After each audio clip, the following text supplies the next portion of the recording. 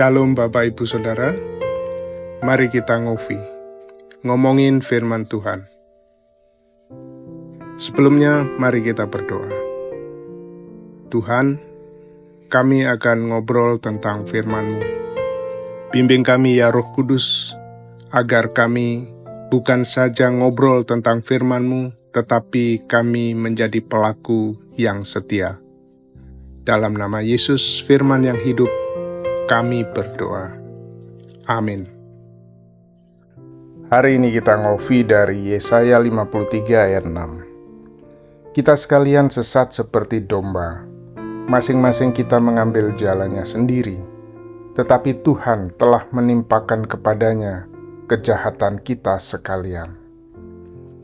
Demikian firman Tuhan, berbahagialah setiap orang yang mendengar, merenungkan, dan melakukannya. Judul renungan hari ini, Dia Ganti Kita. Pernahkah saudara tersesat, meskipun saudara pikir saudara tahu jalannya? Mungkin ketika saudara bepergian atau tersesat di dalam kehidupan, saudara tahu apa yang benar, tetapi saudara menempuh jalan yang salah, jalan saudara sendiri. Dan akhirnya saudara menyakiti diri sendiri atau juga menyakiti orang lain. Yesaya 53 ayat 6 berbicara langsung tentang kenyataan itu. Hal itu mengingatkan kita bahwa kita semua telah menyimpang dari jalur.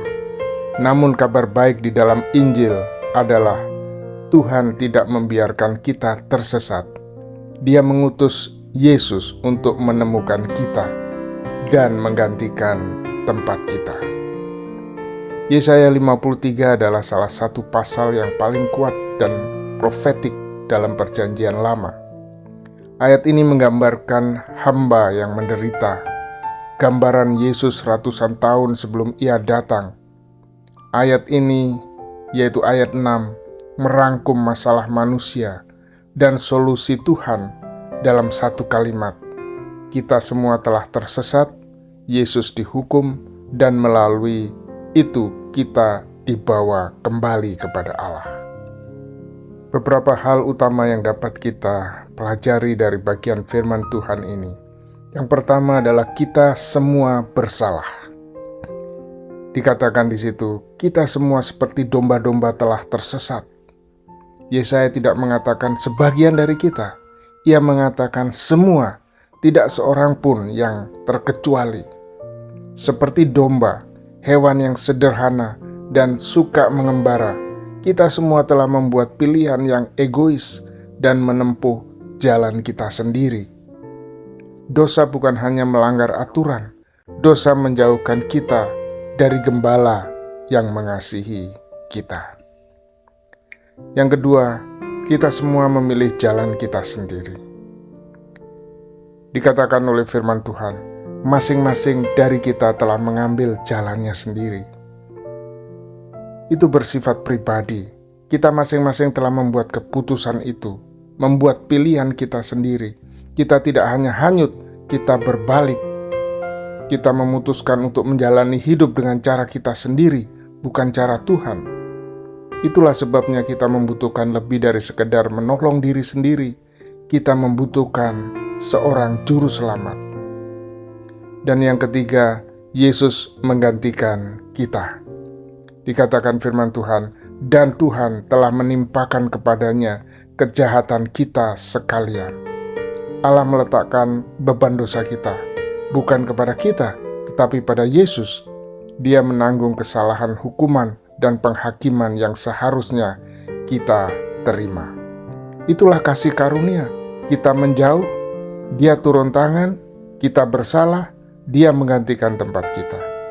Bayangkan sebuah ruang sidang di mana saudara sebagai seorang terdakwa karena saudara tertangkap basah. Buktinya sangat banyak dan hukumannya jelas. Namun, tepat sebelum hakim membacakan putusan, seseorang turun tangan dan berkata, "Saya akan menerima hukuman, bebaskan dia." Itulah yang Yesus lakukan di kayu salib.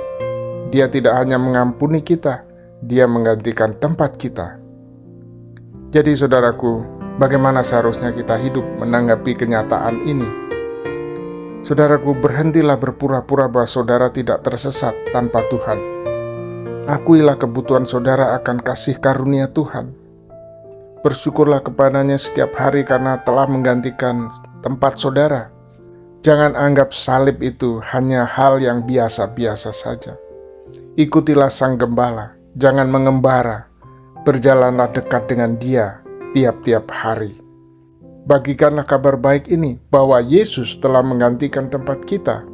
Dunia perlu mengetahui hal ini. Saudara telah tersesat dan sekarang saudara telah ditemukan. Hiduplah seperti seseorang yang telah diselamatkan. Mari kita berdoa. Tuhan Yesus, kami mengakui bahwa kami semua orang yang telah tersesat. Kami telah berpaling ke jalan kami sendiri, dan berulang kali kami melakukan hal itu. Namun terima kasih karena Engkau tidak membiarkan kami terus tersesat. Engkau datang, Engkau menanggung dosa kami, dan Engkau membawanya ke atas kayu salib.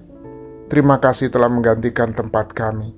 Tolonglah kami agar kami terus dapat berjalan denganmu, bukan karena rasa bersalah, tetapi karena rasa syukur. Di dalam nama Tuhan Yesus, kami berdoa. Amin.